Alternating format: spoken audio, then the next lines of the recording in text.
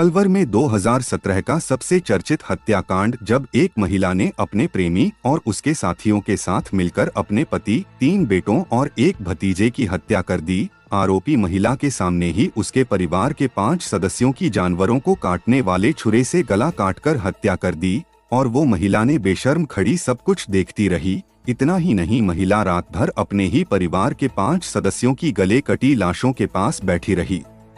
चलिए जानते हैं पूरी कहानी। कठूमर के गारू गांव की रहने वाली ताइक्वांडो कोच संध्या शर्मा की शादी 1999 में अलवर के शिवाजी पार्क में रहने वाले बनवारी लाल शर्मा से हुई थी। शादी के करीब 15 साल तक सब कुछ सही चल रहा था। दोनों के 3 बच्चे थे। बनवारी लाल अलवर के MIA स्थित एक फैक्ट्री में ऑपरेटर का काम करता था। परिवार की आर्थिक स्थिति कमजोर थी और संध्या शर्मा लग्जरी लाइफ जीना चाहती थी। वह थोड़ा बहुत ताइक्वांडो भी जानती थी, तो उसने अलवर में ही इसकी कोचिंग ली और इसके बाद वह ट्रेनर बन गई। संध्या 2014 में अलवर के साहब जोहड़ा के एक ताइक्वांडो कोच के कांटेक्ट में आई थी। वहां से बच्चों को ताइक्वांडो की ट्रेनिंग देने लगी। इस दौरान वह कई कंपटीशन में बच्चों को लेकर अलवर से बाहर जाने लगी। एक टूर्नामेंट के दौरान उदयपुर में संध्या की दोस्ती हनुमान से हुई। तब हनुमान सीकर के एक दोस्त के साथ BPED की ट्रेनिंग कर रहा था। बॉयफ्रेंड हनुमान अविवाहित था और संध्या से 10 साल भी छोटा था। दोनों के बीच धीरे धीरे नजदीकियां बढ़ने लगी। प्यार हो गया। हनुमान कई बार अलवर में अपने दोस्त कपिल के कमरे पर संध्या को लेकर जाता था। यहीं पर हत्या में शामिल कपिल और दीपक से संध्या की मुलाकात हुई। हनुमान और संध्या 2-2.5 साल तक चोरी छिपे मिलते रहे।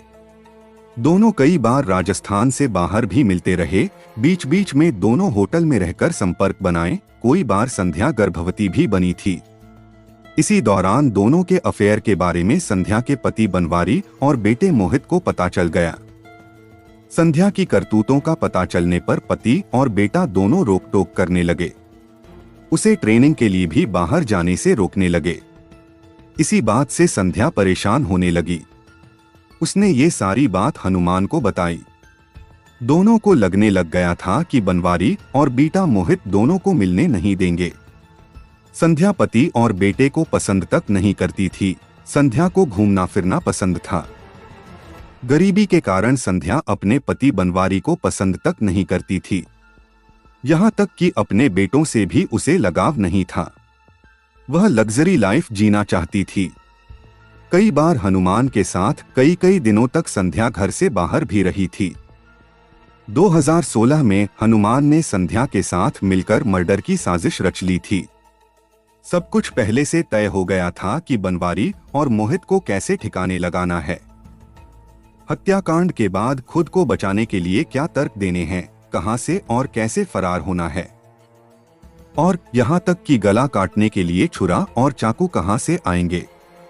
दोनों की इस प्लानिंग में गुजुकी निवासी दीपक व दीपक के मामा का लड़का कपिल भी शामिल थे।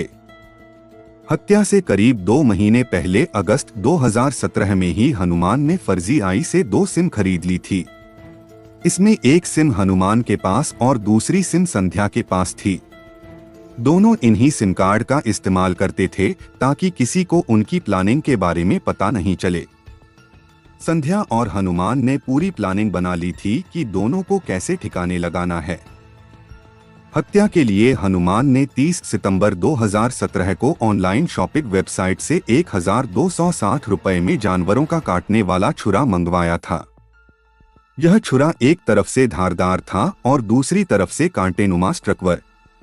इसके अलावा इनके शरीर को छलनी करने के लिए अलवर के केडलगंज से चाकू खरीदा गया था। पुलिस को मौके से कोई सुराग नहीं मिले, इसके लिए ग्लव्स खरीदे गए थे। इस हत्याकांड के 2 दिन पहले ही हनुमान अलवर आ गया था। संध्या और हनुमान ने मिलकर रूट भी तय कर लिया था कि हत्याकांड के बाद कौन कहां से और कैसे फरार होगा। और तय हुआ कि 2 अक्टूबर रात 1 बजे बनवारी और मोहित की हत्या कर दी जाएगी। पुलिस जांच में सामने आया था कि दोनों ने प्लानिंग की थी कि मर्डर से पहले पूरे परिवार को नींद की गोलियां देनी हैं ताकि कोई आवाज नहीं करे। इसके लिए हनुमान ने ही संध्या को नींद की गोलियां दी थीं। संध्या ने इन दवाओं को सिलपट्टे पर चटनी के साथ पीसा और फिर रायता में मिलाकर परिवार को खिलाया था। यह गोलियां पीसते हुए संध्या की छोटी बहन कविता ने देख लिया था। उसने पूछा भी था कि ये क्या पीस रही हो, लेकिन संध्या ने उसे फटकार कर चुप कर दिया था। संध्या परिवार में किसी को ज्यादा बोलने भी नहीं देती थी। इस कारण बहन कुछ नहीं बोल सकी, न ज्यादा समझ सकी।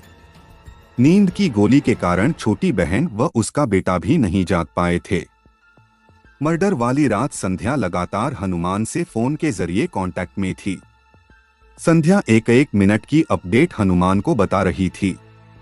मर्डर से पहले रात करीब 9:55 पर संतोष ने हनुमान से फोन पर बात की थी और बताया था कि नींद की गोली डाल रायते में दी है और सब सो गए हैं। इसके बाद हनुमान रात करीब 10 बजे वहां पहुंचा। संध्या ने हनुमान को वापस जाने को कहा और रात 1 बजे बुलाया। रात 1 बजे हनुमान, दीपक और कपिल संध्या के मकान पर पहुंचे। यहां संध्या ने मेन गेट खोला और हनुमान को बताया कि पति बनवारी लाल शर्मा, 17 साल की बेटा मोहित, 25 साल की बेटा हैप्पी, 12 साल की बेटा अज्जू और 10 साल की भतीजे निक्की नीचे वाले कमरे में सो रहे हैं। संध्या ने सबसे पहले अपने इशारा करके बताया कि पति कहाँ सो रहा है। संध्या के इशारा करते ही हनुमान ने सबसे पहले पति बनवारी लाल का गला काटा। बाकी साथियों ने चाकू से शरीर को छलनी कर दिया। तब तक बनवारी की मौत हो चुकी थी। मोहित की तबीयत खराब होने की वजह से उसने रायता नहीं खाया था। मर्डर के दौरान उसकी आंख खुल गई। वह चारपाई से उठता उससे पहले उसका भी गला काट दिया। पति और बेटे की आंखों के सामने हत्या हो रही थी, गला काटा जा रहा था और संध्या ये सब कुछ सीढ़ियों में खड़े होकर देख रही थी। बरामदे में संध्या के 2 छोटे बेटे व भतीजा सो रहे थे। हत्या के बाद आते समय तीनों बच्चों पर हनुमान का पैर पड़ गया और वे भी जागने लगे। इस पर हनुमान ने इन तीनों का भी गला काट मौत के घाट उतार दिया। बाकी दोनों साथियों ने पांचों के शवों पर चाकुओं के इतने वार किए कि मौके पर ही मौत हो गई। पुलिस जांच में सामने आया कि संध्या और हनुमान ने केवल बनवारी लाल और बेटे मोहित को ही मारने का प्लान बनाया था, लेकिन जब तीनों बच्चे जागे तो उनके भी गले काट दिए गए।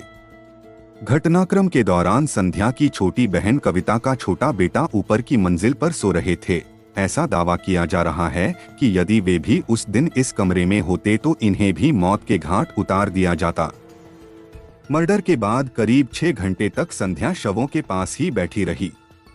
सुबह 6 बजते ही उसने चिल्लाना शुरू किया और मर्डर का सारा आरोप अपने ससुराल पक्ष के लोगों पर डाल दिया। मर्डर के बाद तीनों आरोपी संध्या की स्कूटी लेकर निकले। इन्हें भागने में संध्या ने मदद की थी और 3000 रुपए दिए थे। तीनों ने संध्या की स्कूटी को रेलवे स्टेशन के पास सुनसान जगह पर छोड़ दिया गया। ऑटो में बैठकर अलवर से राजगढ़ चल गए। यहां से बांदीकुई होते हुए जयपुर आए। इधर इस हत्याकांड की जानकारी पुलिस को मिली तो मौके पर पहुंची। शवों को देख पुलिस अधिकारी भी हैरान हो गए। संध्या ने ससुराल वालों पर आरोप लगाया कि जमीन विवाद में पूरे परिवार को मार दिया गया। पुलिस ने परिवार से पूछताछ की और संध्या के कॉल डिटेल खंगाली तो वहां से हनुमान के साथ दीपक और कपिल के बारे में सुराग मिला। इन्हीं कॉल डिटेल से पुलिस दूसरे दिन ही हनुमान तक पहुंची और उसकी निशानदेही पर दीपक और कपिल को पकड़ लिया गया। पूछताछ की तो सारा घटनाक्रम सामने आया। हनुमान की गिरफ्तारी के बाद संध्या ये कहती रही कि वह बेकसूर है और हनुमान ने क्यों पूरे परिवार को मारा है ये उससे ही पूछो। हनुमान के उदयपुर के कमरे पर खून से सने कपड़े बैग में मिले थे। वहीं चाकू राजगढ़ के पास पड़ा मिला था। 7 मोबाइल भी बरामद हुए थे। इनमें वही नंबर मिले जिनसे वे आपस में बात करते थे। मोबाइल नंबर व लोकेशन के आधार पर पुलिस हत्या के खुलासे तक पहुंची थी। बाद में स्कूटी भी मिली थी। मर्डर करने के बाद मंडी मोड़ पहुंचकर हाथ व चाकू को पानी की टंकी पर धोया था। हत्या की दोषी संध्या का कहना था कि वह बेकसूर है और उसे फंसाया जा रहा है। उसने कहा कि आरोपी हनुमान प्रसाद जाट से उसके अवैध संबंध नहीं हैं। हनुमान व उसके साथियों ने ही उसके पति व बेटों को मारा है। पुलिस से बचने के लिए आरोपियों ने दस्ताने खरीदे थे ताकि मकान में कहीं फिंगरप्रिंट नहीं मिल सके। पूरी घटना के दौरान उन्होंने मोबाइल का भी इस्तेमाल नहीं किया। इसके बाद पुलिस ने चारों आरोपियों संतोष, हनुमान प्रसाद, दीपक व कपिल को गिरफ्तार कर लिया था। मामले में कोर्ट ने सभी को दोषी मान लिया है। सरकारी वकील ने चारों को फांसी देने की दलील रखी है।